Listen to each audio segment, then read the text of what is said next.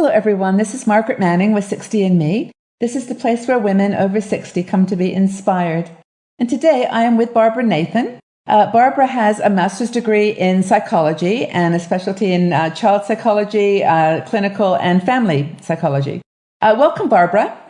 Hello, Margaret. Pleased to be here today. It's great to have you here. Thank you for coming. I've got a topic today that I'd love to chat with you about, and that's to do with something that a lot of us who have grandchildren are very familiar with, and that is kids that have too much energy. They're hyperactive to the point of sometimes being frantic, and you just don't really know how to deal with them. And so I wondered if you could give us your insights on what this could be and how, as a grandparent, to help and respond. Sure. First of all, hyperactivity is a very, very common problem, and it's also a greatly misunderstood condition. And there's so many different symptoms and variations of it. So let me say that first. But you all know the basic kinds of symptoms where the child is running all over the place, cannot sit still, cannot focus on any one activity, and it seems that no matter what you do, you just cannot keep up, and you're at your wit's end, you really don't know what to do.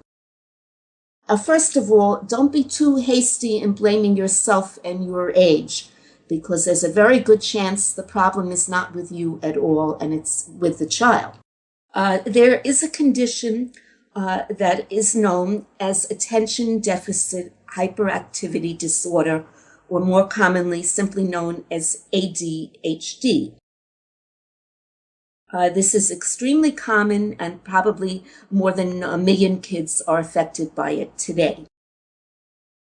And it's also, fortunately, treatable, and these children can be helped, and there are medications and psychotherapy involved, and sometimes individualized education program. But what I cannot overemphasize too strongly here, none of us here are doctors, so we're not diagnosing this condition, we're not treating it.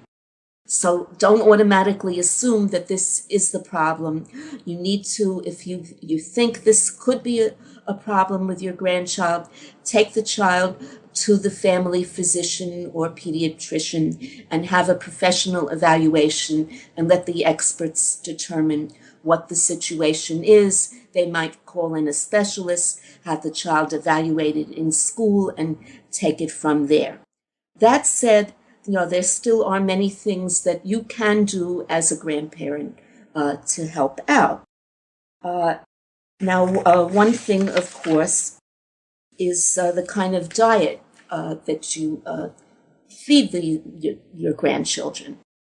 This is not to say that you give the kids a ton of candy, they're going to develop ADHD tomorrow. But it certainly doesn't help. So try to give them nutritious food whenever you can. Eat a balanced kind of diet yourself. Don't have too much sugary stuff and candy and soda in the house tempting them. Secondly, try to keep the house neat and orderly. Make it child-friendly, but you don't want to have all kinds of toys lying around haphazardly all over the place, or broken toys and things that don't work or that they can't operate. So make it an orderly place where they can go to whatever activity they want. Now, we mentioned before being patient. That's very important here, because many times, they'll try something and they might not immediately like the first thing, so let them try something else, and eventually they will settle in on an activity that they can enjoy.